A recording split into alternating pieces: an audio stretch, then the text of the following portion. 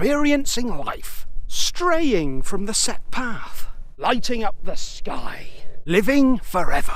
No tourists. The Prodigy are back with no tourists.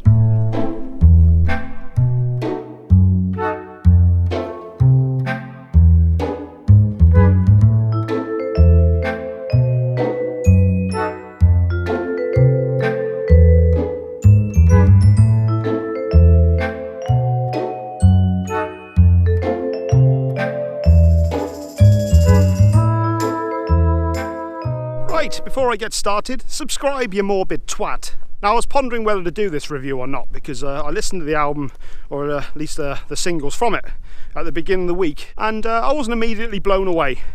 But I've listened to it quite a few times since then, and I have to say it's grown on me quite a bit. This is the follow-up to The Day Is My Enemy, which came out in 2015, the year of our Lord 2015. I have to confess that I haven't really had much to do with the Prodigy since Fat of the Land, way back in 1997.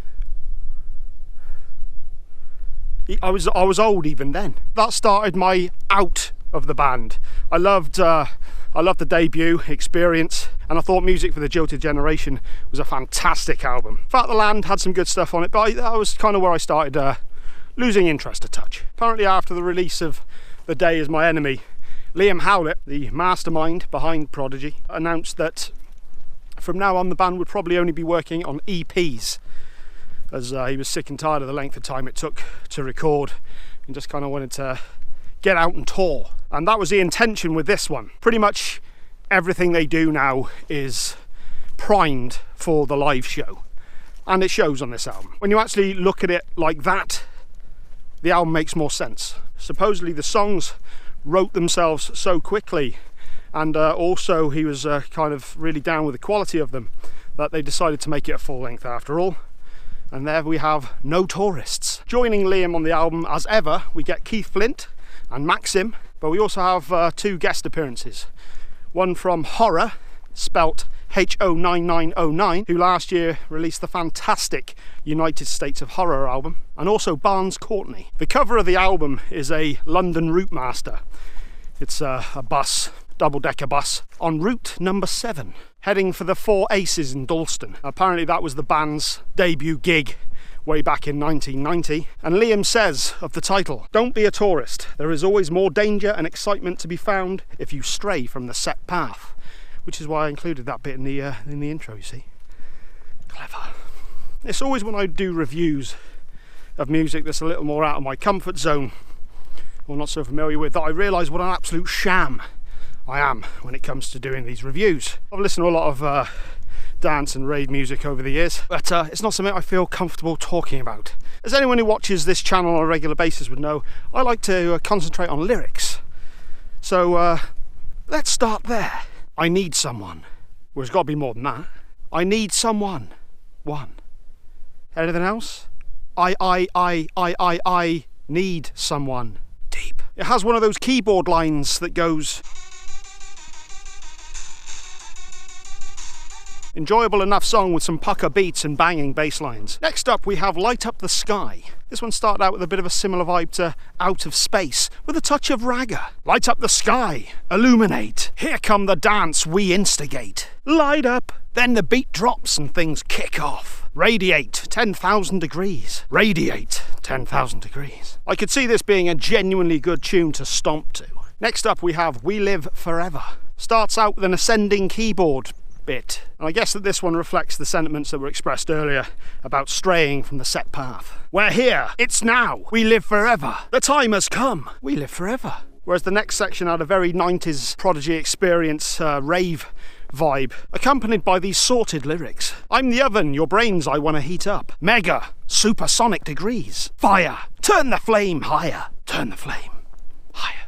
This one felt like I was having it large. Next up we have the title track itself, No Tourists. Bit of a James Bond theme to this one, but when the beat kicked in, it had me right on one. No tourists, no way is free. No tourists, no such to see. No way is free, no way is free, no way is free.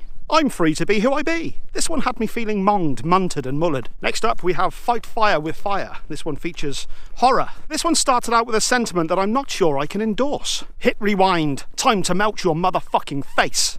Go. Take care of each other, people, and we can all be blissed out. I actually really enjoyed this tune. A future collaboration between Horror and Prodigy would not go amiss. This one actually worked really, really well. And I'd imagine that this one would have a real stomp and groove that'd go down well live. Horrible circle breaks, then worship the freaks. The dog is barking mad, has gone and run away with no leash. The heat is coming, stop running, leave your blood on the streets. We stick together, stormy weather. We don't fuck with police. Go! You bet you can't hold me down. Fight fire with fire. Next up we have Timebomb Zone. This one had a real old school rave vibe that had me mad with it. I've no idea what the lyrics were, but they sounded fun. Next up, Champions of London. This one started out a little like Voodoo People and I found it to be a real peaker. Bassline drama, cut through your armour. To Brixton. The friction. There was a word missing there. After this one I found myself having to put one together just to recompose.